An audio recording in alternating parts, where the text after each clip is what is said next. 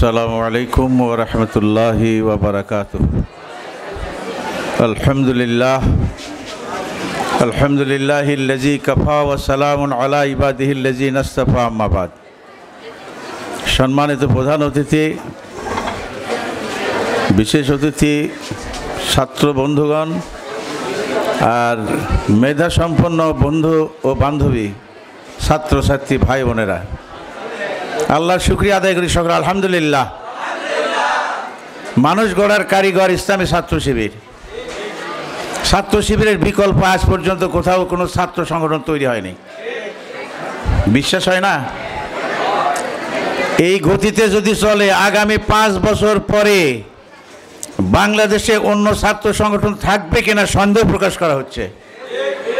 এই অবস্থার মধ্যে সম্বর্ধনা অনুষ্ঠানের যারা মেধা সম্পন্ন তাদের একটু স্মৃতি আমি না বললেই যেন কেমন হয়ে যায়। আমি শিক্ষকতা করেছি, বোর্ডের খাতা দেখতাম, খাতার ভিতরে একটা খাতায় আমি 2টা মাত্র লাল কালি দেখতে পেরেছি, আর তাও কোনো ভুল না। সেন্টেন্স তৈরির ব্যাপারে একটু ভুল করেছিল, ওই জন্য একটু লাল কালি দিয়েছিলাম। নাম্বার এখন কত দেই চিন্তা করছি। 100 নম্বর তো সিভিক্সে দেওয়া যায় না। 100 নম্বর সিভিক্সে দেওয়া যায়, অঙ্কে দেওয়া যায়।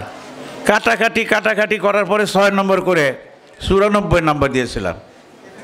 সেটা একটা মেয়ে, সুবহানাল্লাহ বলেন, একটা মেয়ে, কুমিল্লার একটা মেয়ে। পরবর্তী সময় আমি খোঁজ নিয়ে দেখলাম কুমিল্লার একটা মেয়ে পরীক্ষা দিয়েছে, সেই খাতা আমার হাতে চলে এসেছে। 94 নাম্বার সিভিক্সে পাওয়া কি মনে করেন কত বড় সহজ না?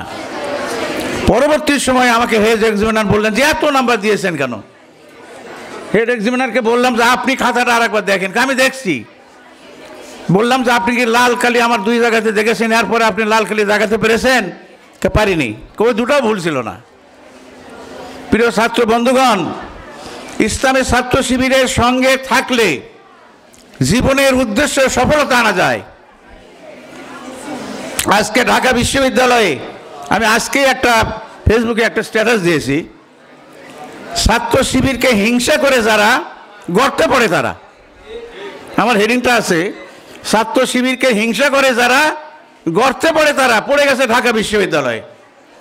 এমত অবস্থায় তোমাদের কাছে আমার প্রথম মিনতি, ক্লাসের পড়ার সঙ্গে সঙ্গেই ছাত্র শিবিরের সিলেবাস, ছাত্রী সংস্থার সিলেবাস যদি কোনো ছাত্রছাত্রী ফলো করে, তার মেধার বিকাশ এমনভাবে ঘটে, এট এ টাইমে তার জেহেন বৃদ্ধি পায়, আল্লাহর রহমত নাজিল হয়। অথবা আসুন, এই অবস্থায় কাহালুতে যে সমস্ত ছাত্র বন্ধু বান্ধবীরা তোমরা একে অপরকে সহযোগিতা করে একটা বাস্তবতার নমুনা পেশ করবা।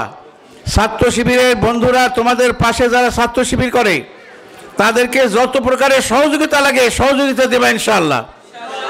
আর আমার বোনেরা, ছোট ছোট মেয়েরা তোমাদের পাশে যারা ইসলামিক অনুশীলন করে থাকে, ছাত্রী সংস্থার যদি কোনো ছাত্রী তোমার পাশে থেকে থাকে, দায়িত্বশীলেরা তোমার যতটুকু মেধা আছে নিংড়িয়ে ওই বোনটার জন্য, ওই ছোট্ট মেয়েটার জন্য তোমার দান করবে ইনশাআল্লাহ।